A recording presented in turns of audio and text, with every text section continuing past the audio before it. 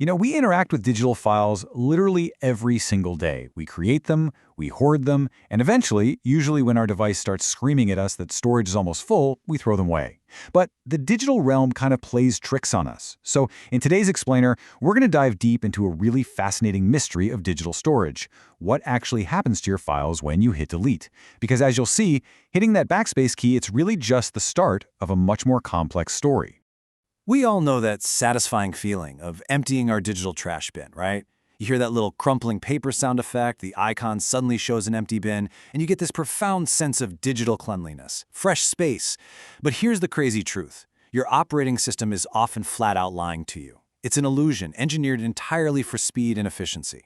To truly understand where your data actually goes, we have to split the computing world into two very distinct eras, the age of the spinning magnetic disk and the modern era of flash memory.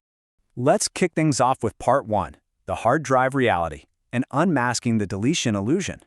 So for decades, traditional hard disk drives, those mechanical drives with the spinning magnetic platters and physical read-write heads, were the absolute gold standard for data storage. But because moving those mechanical parts physically takes time, operating systems had to engineer some incredibly clever shortcuts to keep your computer feeling snappy. To understand how these older drives handle deletion, we first need to talk about something called the inode. You can think of an inode, which is short for index node, as the ultimate library card catalog for Unix and Linux systems. A file system basically separates things into two parts, a massive table of these inodes, and the actual raw data blocks. Your computer relies on this exact card catalog structure to keep track of literally billions of possible files without breaking a sweat. Now, an inode holds all the absolutely vital metadata for a file. We're talking timestamps for when it was created or modified, file sizes, ownership, permissions, all of that. But here's the surprising part. It never actually stores the file name or the actual data itself.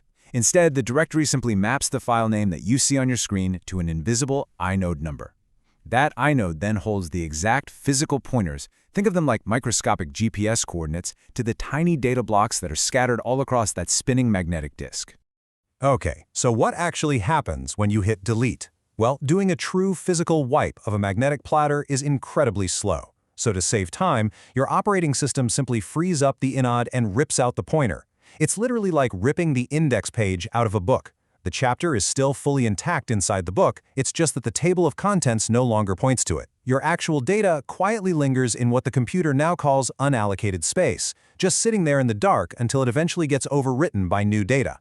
And this means anyone with free, standard data recovery software downloaded off the internet can easily bypass that ripped-out table of contents, scan the raw space, and pull your deleted files right back from the dead in perfect condition. Which brings us to part 2, the physics of SSDs, and a massive shift in storage mechanics. Unlike those spinning magnetic platters, modern solid-state drives don't have any moving parts at all. They use NAND flash memory. And flash memory has a very stubborn quirk in its physics that completely changes the rules of data deletion and recovery. You see, an HDD leaves your data sitting around waiting to be cleanly overwritten, right? But flash memory absolutely cannot overwrite in place. A used flash memory cell must be systematically erased back to a completely blank state before even a single new byte of data can be saved there. So let's look at part 3, trim, the automated janitor and the definitive end of the undelete.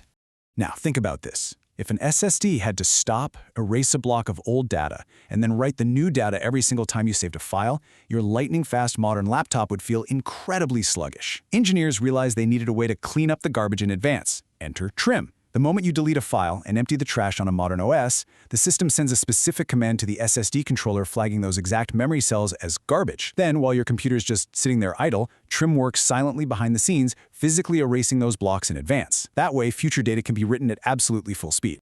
In the old days, if you accidentally deleted a crucial presentation, you could just unplug the drive, run some recovery software, and get it back. But trim? Trim is essentially an automated evidence destruction service. There's a great quote from Rossmann Repair Group that sums this up. By the time you've finished panicking, the street itself is gone.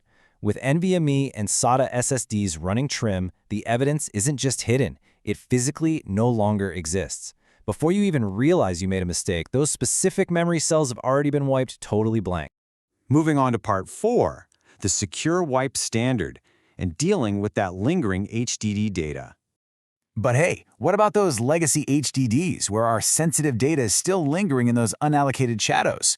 While Trim handles SSDs natively, we still have millions of magnetic drives in corporate servers, old laptops, and enterprise archives. If a company simply deletes files and recycles the hardware, they are inviting a massive data breach. Just ask Morgan Stanley. They faced a staggering $35 million SEC fine because they failed to properly destroy data on retired IT assets. So, to prevent this, organizations turn to rigorous media sanitization protocols. This isn't just about freeing up space, folks. It's a deliberate, heavily audited process of destroying data far beyond any possibility of forensic recovery. To truly obliterate data on a magnetic drive, many turn to the famous U.S. Department of Defense 522022-M standard. It's a relentless 3-pass overwrite technique to absolutely guaranteed destruction. Specialized software targets every single addressable location on the drive. First, it goes in and meticulously writes a 0 across the entire disk. Then it sweeps all the way back across and writes a 1. Finally, it sweeps through a third time, writing a totally random character, verifying the writes all along the way to ensure the original magnetic signatures are completely wiped out. It's an incredibly thorough, brute force approach. And finally, Part 5, the end of undelete and our modern realities. As the storage landscape constantly evolved, our protocols have to evolve with it. A rigorous security standard that worked wonders for a spinning disk back in 2010 might actually be completely useless or even actively harmful to a modern device. You really have to use the right tool for the job. Because of how SSD controllers inherently mask wear leveling and manage bad memory blocks, a traditional DoD 3-pass overwrite won't actually touch all the data on a flash drive. Honestly, it just burns through the drive's lifespan for absolutely no reason. That's exactly why modern guidelines like NIST Special Publication 888 are now the required standard for handling SSDs. You simply cannot treat modern flash memory like an old magnetic platter. So as we wrap up this explainer, it's pretty clear that emptying the trash is really just the beginning of the story. If you're on a magnetic drive, your deleted secrets are likely still right there, living in the shadows of unallocated space, just waiting to be overwritten or rescued. But if you're on an SSD, that automated janitor we call Trim is sweeping away the evidence before you can even change your mind. Ultimately, the physics of your specific drive dictate the true lifespan of your data. So, the very next time you clear out your digital trash bin, you might want to ask yourself, what else on your device is hiding in plain sight?